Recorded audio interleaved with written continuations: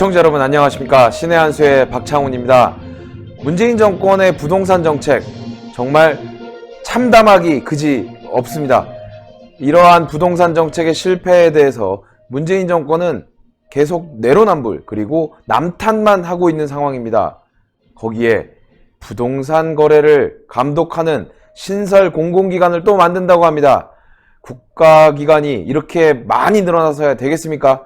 규제가 없는 것이 곧 사회 정의고 시장경제체제를 잘 운영할 수 있는 방법인데도 불구하고 국토부가 부동산 거래를 감독할 만한 감독기구 신설을 주장하고 나섰습니다. 이와 관련해서 이창근 전 서울대 교수님을 모시고 이야기를 좀 해보도록 하겠습니다. 안녕하십니까? 네, 안녕하세요.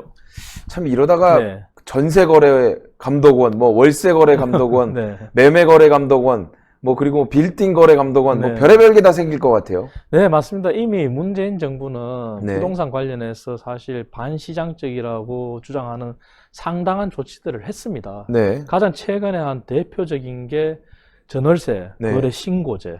그렇죠. 그리고 과거에도 물론 부동산 경기가 과열될 때 거래 허가제라는 게 있었는데 그때 당시에는 어떤 지역 단위로 네. 그렇게 해서 거래 허가제가 있었는데 문재인 정부는 특정 지역을 잡아놓고 그 지역에서의 부동산 개별 건수를 네. 토지거래 허가를 받아라 이렇게까지 했단 말이죠. 네.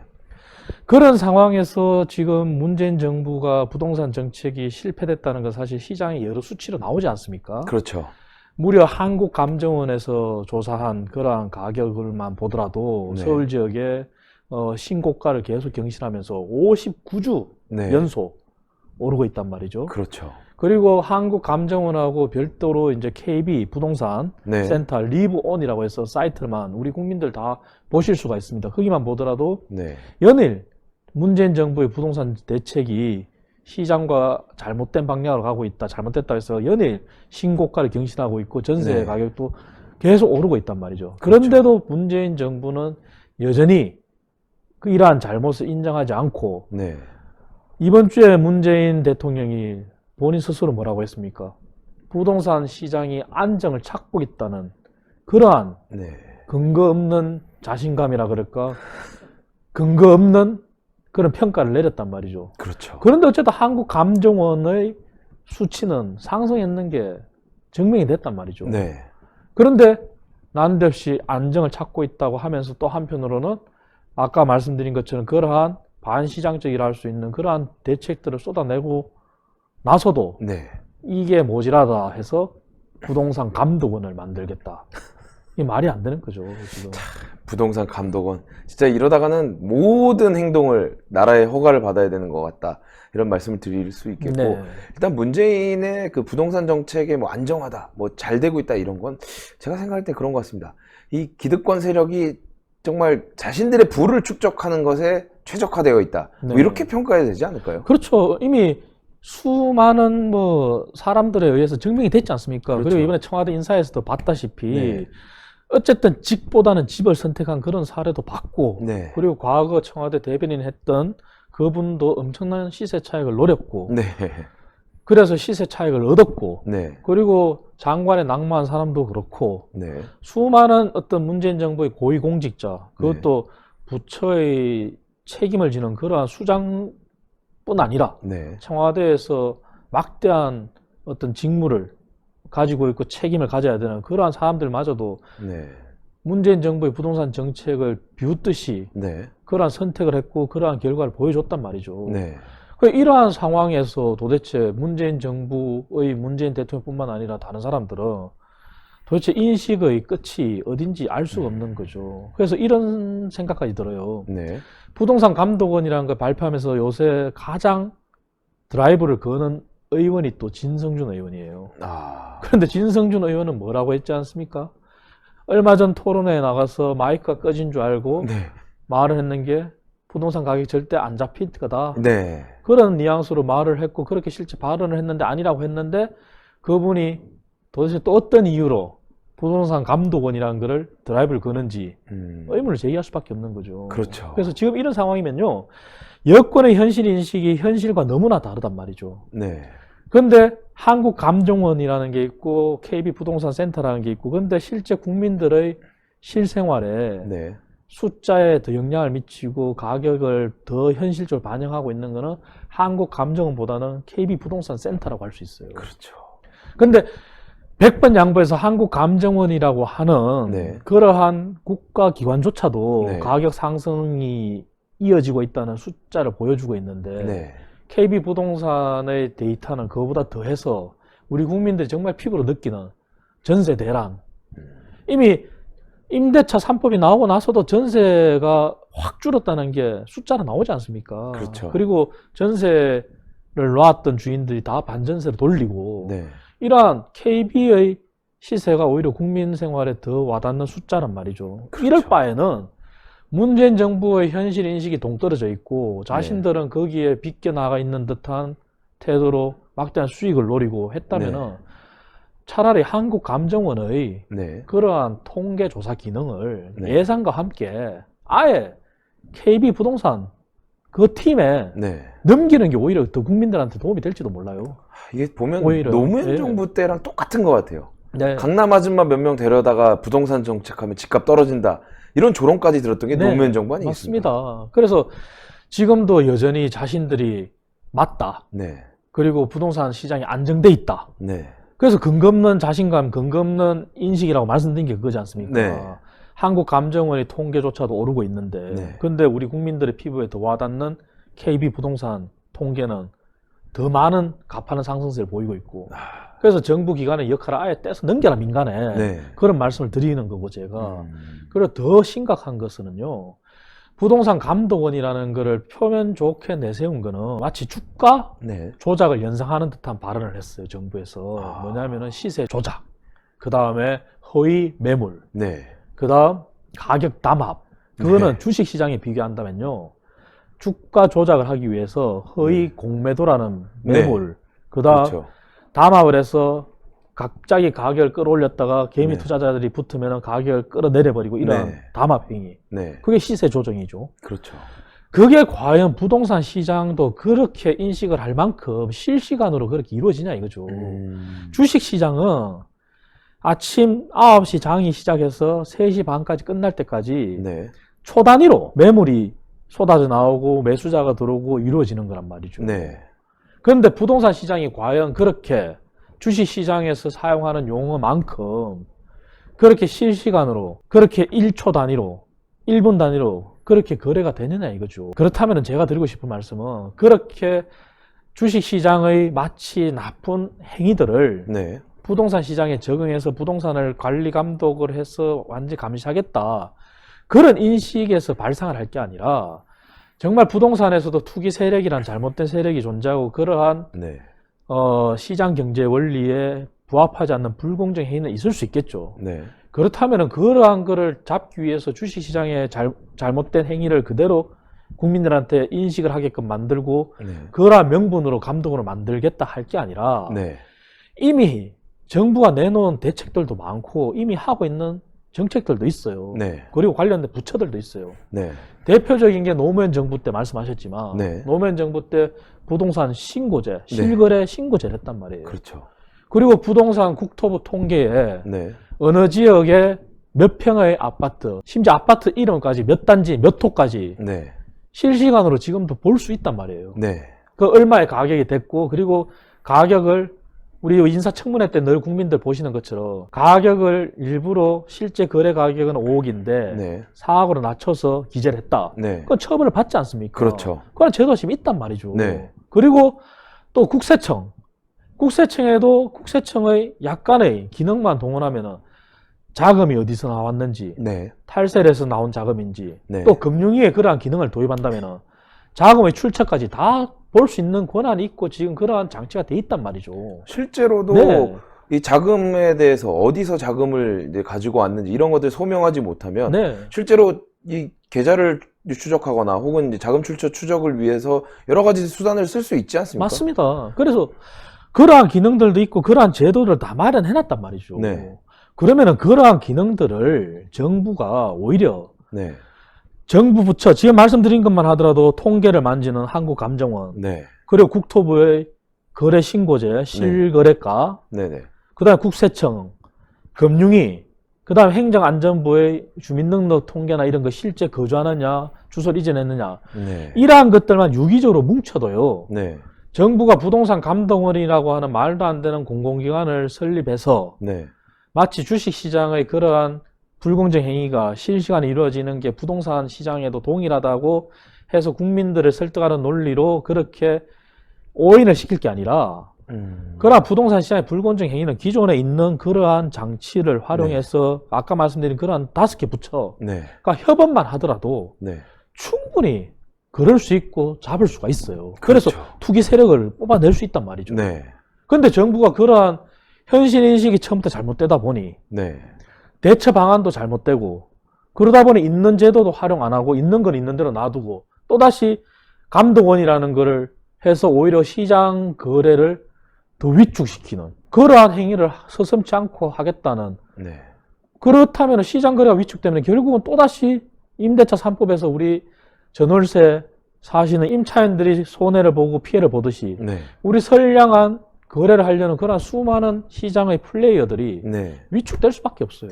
그러니까요. 네. 안 그래도 지금 뭐 기사들을 보면 전월세가 폭등하고 있다. 네. 이런 얘기 나오고 네. 전월세 전환율을 이제 4%에서 2%로 낮추면서 그런 얘기도 있더라고요. 그렇습니다. 월세에서 전세로 전환할 때는 전세가 금액이 그러면 훨씬 올라갈 수밖에 없다고. 그렇죠. 네. 여러 가지 부작용이 나오고 있는 거 아닙니까? 그렇죠. 전월세 전환율이라 하는 것도 사실은 정부가 그렇게 인위적으로 개입을 안 하더라도 네. 시장 금리가 한국은행의 기준금리가 내리면 제일 먼저 반응하는 게 은행의 수신금리입니다. 네. 그래서 은행들이 대출금리는 왜 안 내리고 예금금리를 제일 먼저 내리느냐. 이게 우리 국민들의, 우리 서민들의 중산층 일반적인 비판의식이고 네. 그래서 불만이란 말이죠. 그렇죠. 그러니까 정부 감독은 사실 그런데 감독 기능이 행사돼야 되는데 그런 데 대해서는 침묵하고 있단 말이죠. 예금금리가 내려가면 대출금리도 내려가야 됩니다. 그렇죠. 당연히. 근데 네. 대출금리는 찔끔 내리고 네. 예금금리는 확 내리고 네. 그래서 예금금리가 거의 제로금리 시대로 돌입했다. 이런 비판도 있지 않습니까? 네. 그럼에도 불구하고 그러한 시장 원리에 따라서 부동산의 전월세 전환율이라 그럴까 그것도 월세 가격도 네. 계속 시장에서는 인하가 되고 있었어요. 금리에 맞게끔 시장에서 스스로.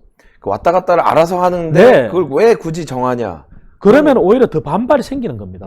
왜? 전에도 말씀드렸다시피 부동산이라는 것도 하나의 산업이고 실물 경제입니다. 네. 그래서 과거 박근혜 정부 예를 들었다시피 전세에서 월세로 가게 된 이유가 네. 전세금을 받아서 그거를 재투자나 네. 다른데 은행에 예치했을 때 내가 어떠한 기회 비용이랄까 그런 걸 다 감안해서도 내가 약간의 수익이 생긴다는 그런 전제가 있을 때는 네. 전세로 계속 갔는데 그걸 했을 때 내가 얻는 수익보다 기회 비용이 더 크니까 전세를 반전세 월세로 돌렸던 거 아니겠습니까? 그러나 시장 흐름에 따라서 그렇게 가고 있는 거를 옥죄다 보니 전세 네. 물량이 지금 없어진 거고 그렇죠. 그렇게 흐름이 가는데 전월세 전환율을 정부가 인위적으로 막는다. 그럼 그러한 시장 흐름이 오히려 반작용으로 더 폭등할 수도 있어요. 그러니까 시장 원리에 따라서 그렇게 갔으면은 예를 들어서 예전에 과거에 제가 대학 다닐 때만 하더라도 뭐 네. 100만 원당 네. 월세가 뭐 5만 원, 뭐 그런 식으로 책정이 시장 원리 책정이 돼 있었어요. 네네. 근데 지금은 그렇게까지 안 가지 않습니까? 그렇죠. 그런데 그러한 정부의 옥죄는 정책이 생기면 오히려 더 반발해서 심리로 시장에서는 더 다른 편법이 생길 수 있는 거예요. 이게 어떻게 네. 보면 노무현 정권 때랑 별반 다를 게 없는 것 같습니다. 편법을 계속 조장하고 네. 그 편법을 막기 위해서 또 법제화를 하고 뭔가 감독기구를 만들고 그러면 정부는 쓰는 비용, 세금으로 어차피 기관을 만들고 거기에 또 고용을 해야 되니까 돈만 계속 쓰고 실질적인 효과는 하나도 없는 없죠. 그런 상황이 되겠네요. 그렇죠. 그래서 아까 말씀드린 것처럼 이미 노무현 정부 때부터 도입한 제도들을 놔두고 마치 그게 스스로 그러면은 반대로 생각하면 무력화시키고 소용이 없다는 걸 자인하는 거지 않습니까? 네. 근데 그게 절대 아니거든요. 실거래 신고제 있죠. 아까 말씀드리는 그런 정부기관들 협업만 하더라도 네. 투기 세력을 잡아낼 수가 있단 말이죠. 네. 근데 지금 부동산 감독원이라는 게 만약에 정부가 아까 말씀드린 그런 주식시장의 잘못된 불공정 행위가 부동산 시장에도 똑같이 일어난다고 국민들을 설득시키는 과정인지 아닌지 모르겠지만 네. 오인하게끔 만들어서 감독원을 설립했다고 쳐요. 예를 들어. 네. 근데 그 원리는 또 정부에서 잘못된 정말 시대를 못 쫓아가는 형태로 정부 부처를 만든다고 생각하는 게 만드는 예가 뭐냐면은 네. 그러한 불공정 행위가 신고가 700건인데 인력이 없어서 그 700여 건 되는 걸 처리 못한다 이런 식의 얘기를 해요. 그거는 뭐냐면은 정부 네. 부처가 지금 시대가 어떤 시대입니까? 그러니까요. 4차 산업혁명 시대로 가지 않습니까? 네. 정말 시대 흐름을 못 쫓아가는 그런 또 하나의 뭐라 그럴까 관료화된 조직을 만들어 버리면요. 네. 그거는 그 부동산 감독원이 몇십 명에서 몇백 명이 아니라 몇천 명이 돼도요. 네. 똑같은 상황이 반복될 수밖에 없어요. 그러니까요. 왜 그러냐? 어저께 어쨌든 미래통합당이라는 데서 정강정책을 발표하면서 네. 눈여겨봐야 될 정책 중에 하나가 규제 관련된 부분이 있었어요. 네. 그게 4차 산업혁명에 돌입했고 우리 경제가 이제는 긱 경제니 플랫폼 경제니 네. 온디맨드 경제니 등등 미래의 모습으로 급격히 바뀌고 있고 실제 그런 형태가 나타나지 않습니까? 네. 그래서 이제 노동도 정규직 비정규직의 논쟁이 무의미해지는 시기가 올 수 있단 말이죠. 네. 그래서 규제 같은 경우도 이제는 지금 코로나19 같은 경우가 대표적인 사례가 될 수 있는데 그렇죠. 신약을 개발하는데 과거 같은 규제를 다 적용한다 그러면은 개발될 수가 없지 않습니까? 그렇죠. 그런데 이제는 코로나19라는 이러한 사태가 아니더라도 네. 상시적으로 새로운 신기술이 발명되고 4차 산업혁명에 융합이 되면은 네. 정부의 규제라는 거 법제화되어 있는 거예요. 이것을 뛰어넘는 기술이 발견되면은 발명이 되거나 네. 그러면은 그 기술을 사업화해야 되는데 정부의 법 규제에 따르면 사업화 되지는 못하고 사장된단 말이죠. 그렇죠. 그래서 필요한 게 뭐냐?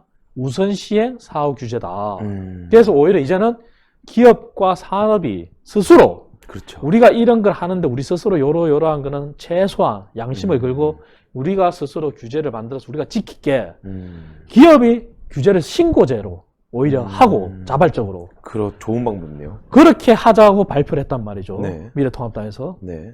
지금 미래통합당 야당이 이렇게 하다 보니까 야당의 지지율이 국민들의 지지를 보내서 올라가고 있다 저는 생각하는데 네. 정부 부처가 한다는 일이 오히려 이러한 시대 흐름을 뒤떨어지게 조직 하나 만든다? 4차 산업혁명 대비하면 아까 말씀드린 그런 정부 부처의 기능들을 모아서 협업을 해서 그렇죠. 오히려 그렇게 가는 게 맞는 거예요. 점점 통폐합이 될 수밖에 없는 게 왜냐면은 이제 AI라든지 뭐 예를 들면 서류를 제출해서 그 수치라든지 뭔가 이 조건을 미리 입력해 놓고 그거에 규합되면 굳이 이거를 허가를 바로바로 내줄 수 있는 그런 맞습니다. 시스템을 만들 수 있는 거 아니겠습니까? 네. 그래서 우리가 정부에서 말만 하면 뭐하냐 이거죠. 이미 문재인 정부도 4차 산업혁명위원회라는 걸 만들었잖아요. 네. 그리고 블록체인을 정부 시스템에 적용하겠다까지 얘기했어요. 네. 그냥 말만 하고 그런 건 적용을 하나도 안 하는 거잖아요, 지금. 그렇죠. 그리고 구시대 유산이라고 할 수 있는 그런 정부 부처를 하나 더 만들겠다. 그냥 감독기구를 하나 더 만들겠다. 이거는 시대 흐름도 못 따라가고 그러니까요. 부동산의 잘못된 불공정 행위를 잡지도 못할 뿐더러 오히려 우리 국민들만 더 위기에 몰아넣고 살아가기 힘들게 만들고 계속 정부가 앞장서서 규제만 양산하는 그런 형태가 반복될 수밖에 없는 거예요. 그러니까요. 네. 이 보면 시대에 계속 역행하고 있는 것이 이 문재인 정권이고 네. 그리고 국민의 요구에 역행하는 것이 문재인 정권이라고 이야기할 수 있는데 네. 그렇다면은 지금 뭐 방금 얘기했던 그 감독원이 만들어지는 데 대해서 지금 뭐 각 부처에 이런 인력들이 없는 겁니까? 있죠. 국토부에도 투기 세력을 감시하는 그러한 조직이 있어요. 네. 있고 그리고 아까 말씀드린 국세청에도 그러한 기능을 한다 그러면 탈세, 네. 그러한 걸 잡는 그러한 부처 그런 조직이 있고요. 네. 금융위나 금감원에도 어쨌든 자금 출처를 조사하는 그런 기능이 있단 말이죠. 네. 그래서 아까 말씀 이미 드렸지만 그 인력이 부족해서 하루에 접수되는 게 집값 담합이 700건인데 네. 이거를 인력 부족으로 감시를 못한다고 할 게 아니라 네.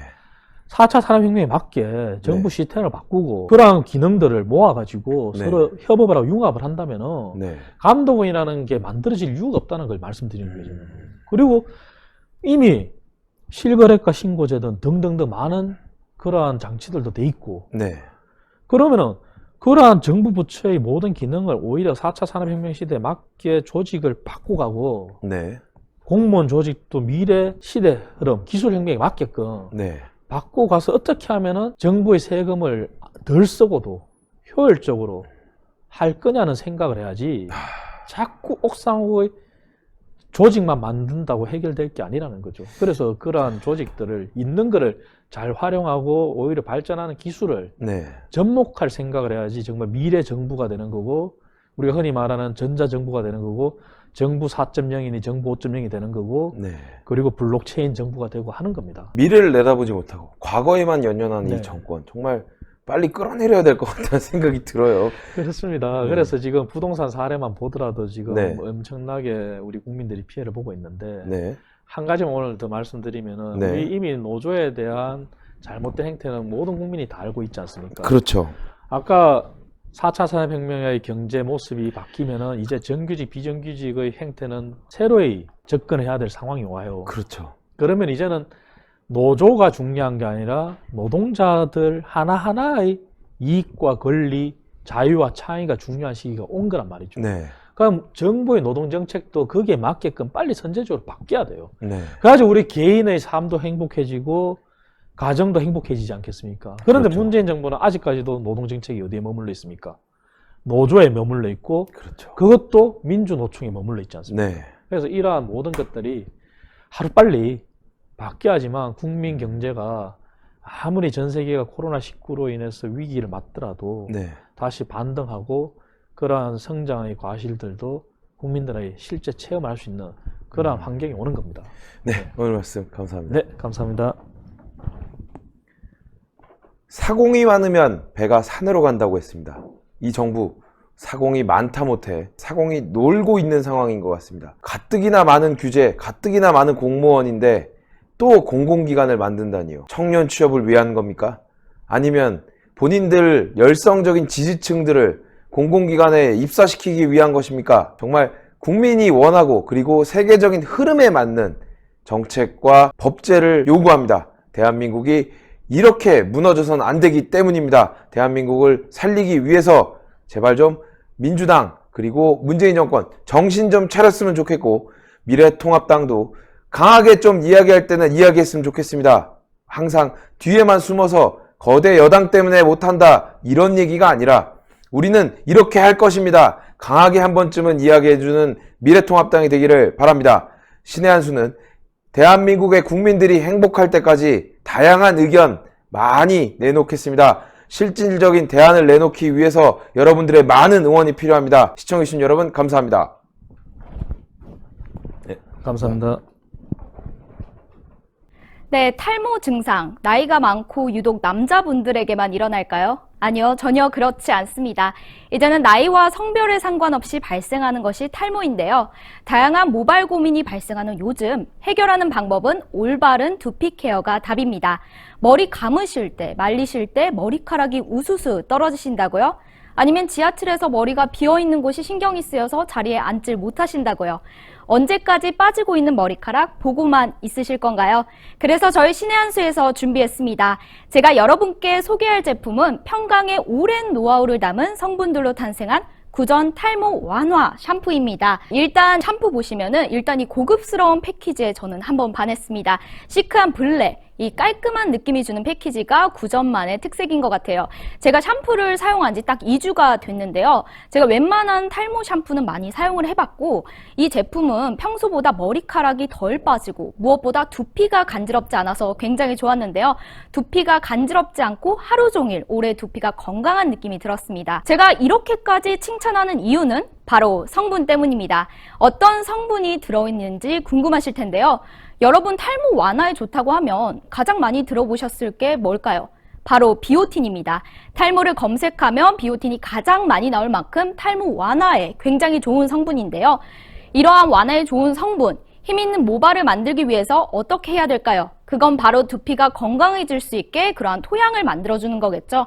이번 구전 탈모 완화 샴푸에도 두 가지 한방 특허 성분과 응축된 펩타이드와 비오틴 성분을 담았습니다. 비오틴은 모발을 보호하는 주요 성분의 역할로 두피 세포 재생을 도와주는데요. 우리 머리카락 구성 성분의 90%를 차지하는 게 케라틴 단백질이라고 하는데, 이러한 케라틴 단백질의 생성을 도와주는 게 바로 비오틴입니다. 이러한 비오틴 가득 담은 이 샴푸, 모발 건강에도 좋다고 하는데요. 모발 건강과 두피 건강, 두 마리 토끼를 다 잡으실 수 있는 그런 샴푸입니다. 실제로 비오틴이 결핍되면은 피부에 염증도 잘 생기고 머리카락이 가늘어지기 때문에 두피와 모발에 손상이 생길 수 있다고 하는데요. 그렇기 때문에 탈모 현상이 악화될 수밖에 없는 거죠. 그만큼 비오틴이 우리 머리카락에 얼마나 중요한 역할을 하는지 아시겠죠? 이렇게 저희 트리트먼트와 샴푸까지 사용하시는 방법은 어렵지 않습니다. 트리트먼트는 샴푸 후에 물기를 가볍게 제거하시고 적당량을 모발 끝 위주로 골고루 발라주시면 되세요. 적어도 3분에서 5분 정도 영양분이 충분히 흡수되실 수 있을 때까지 기다려준 다음에 씻어내주시면 됩니다.